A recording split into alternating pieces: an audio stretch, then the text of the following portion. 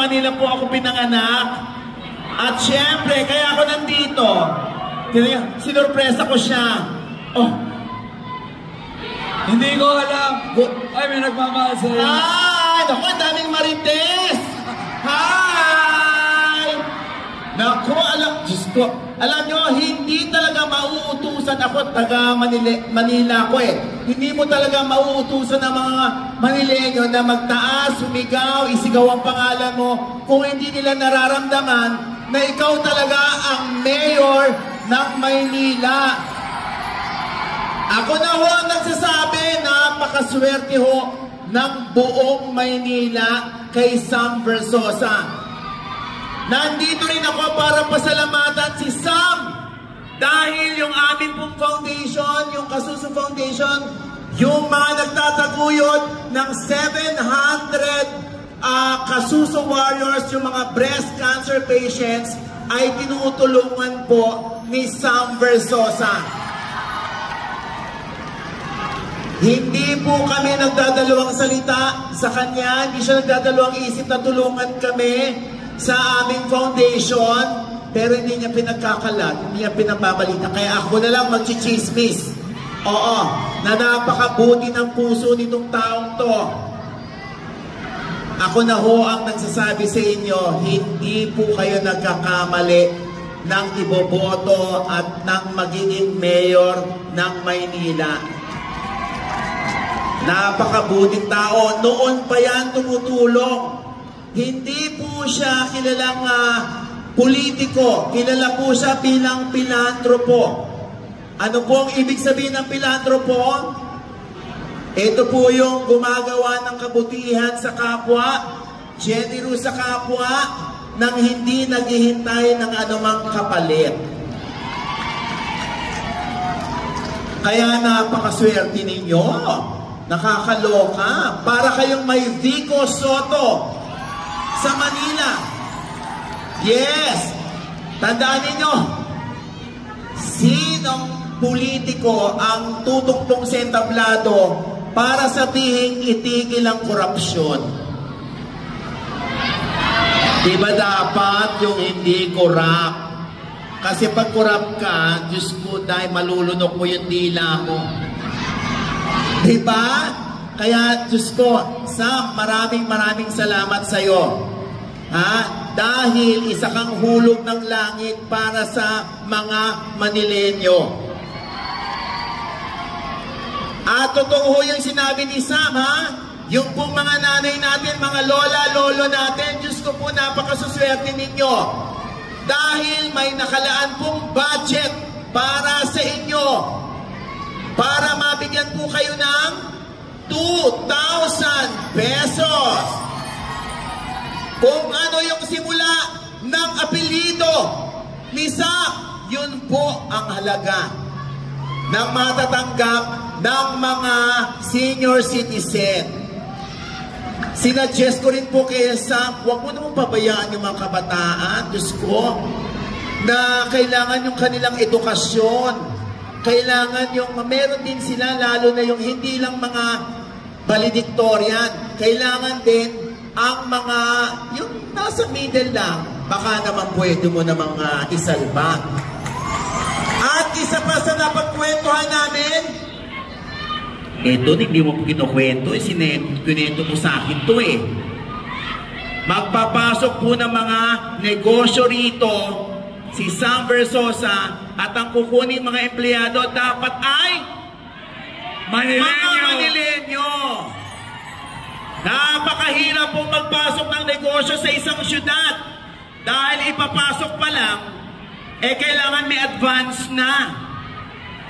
May advance na yung may-ari ng kumpanya sa sino bang ama ng bayan na ito. Kailangan lagyan. Si Sam hindi. Sabi niya sa akin, pumasok kayo rito. Hindi nyo kailangan maglagay. Gusto ko lang kunin nyo ang mga Manileño bilang inyong empleyado. Di ba ang ganda? At ang isa pang sinabi ni Sam, eto kung korap talaga to, hindi niya to gagawin. Yung magkaroon ng fan page, yung Facebook account, na merong action center ang Manila. Ibig sabihin, lahat ng namumotong sa inyo, isumbong nyo doon at aaksyonan ng opisina. Diba? Buong kayo, diba? Sino ng mayor gumawa nun? Kasi, tandaan ninyo, pag hindi binuksan sa mga Manilenyo ang Facebook para sa kanilang sumbungan, ay nako, makakaasa kayo. Alam nila na sila yung isusumbong, kaya wala silang fan page. Kaya, Diyos ko, sabi ko ba, bihira yung gano'n na magbubukas ka ng fan page para sumbungan ng mga tao? Gusto nyo ba yun? Naisip ni Sam yun, kaya, naku, Sam, ikaw na talaga. Sabi nga ni Sam sa aking interview na lumabas kanina, isang chance lang. Isang termino lang. Pag hindi kayo na-satisfy, hindi kayo nasiyahan sa kanyang paglilingkod, sa kanyang pagsiservisyo, huwag nyo nang bigyan ng second chance. Huwag nyo nang bigyan ng second term. Ganun lang, di ba? Aba, sinong politiko mag-dare ng ganon? Siya lang. Oo, kasi ako naniniwala, talagang gagawa siya. Talagang gagawin niya yun para naman hindi mapahiya sa inyo. Dahil kilala natin ang mga Manilenyo, pag nagtiwala, buhos-buhos. Diba? Kaya, SB, huwag mo sasayangin ang tiwala ng mga Manilenyo. At naniniwala si SB, ang capital ng Philippines ay? Anong letter P? May narinig ko letter P. Ang capital ng Philippines ay Manila. Sabi ni Sam, kailangan maganda sa paningin ng mga ng ibang bansa na ang capital ng Philippines ay maayos. Kailangan maganda yung lugar na ng Manila para naman hindi kahiya-hiya na ang capital ng Philippines ay Manila. Kaya hindi magagawa lahat ni Sam yun, ha? Kung hindi nyo tutulungan. Kailangan tulungan natin si Sam para magkaroon ng katuparan ang kanyang vision para sa Manila. Palakpakan nyo ang sarili ninyo dahil napakaswerte nyo sa pagkakaroon ng isang mayor na tulad ni Sam Versosa.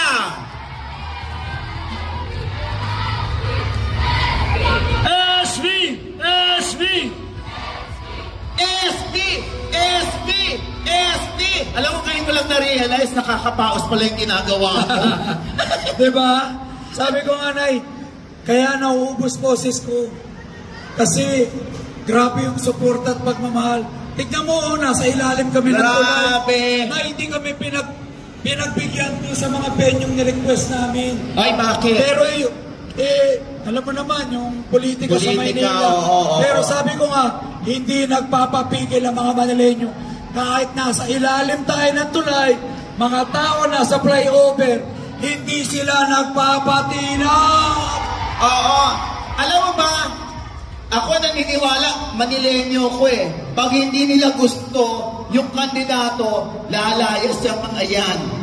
Tama? Kanya ng Manilenyo! Nakakaloka, 5:30 pa yata sila nandito pero hindi ka iniiwan. Dahil hindi ka iniiwan ng Manila, ng mga batang Maynila, hindi ka iniiwan ng Pandakan, huwag mo rin silang iiwan. Ang lagi kong sinasabi sa kanila, sa lahat ho nung nagtitiwala, lalo na yung mga umaasa at yung nagmamahal, asahan niyo po, hindi ko po kayo bibiguin. Ano? Ay, maraming salamat, ate, ha. Thank you so much. Maraming salamat po. Bahala na po kayo sa aking kaibigan. Maraming salamat. Kahit isang termino lang, ibigay niyo sa kanya. Pag walang napatunayan, punyeta. Kailangan may mapatunayan ka sa kundi. Naku, alam mo naman pag nagtiwala, mga Manilenyo. Di ba? Maraming salamat sa inyo. Palakpakan nyo si Sam Versosa. Mayor ng Maynila!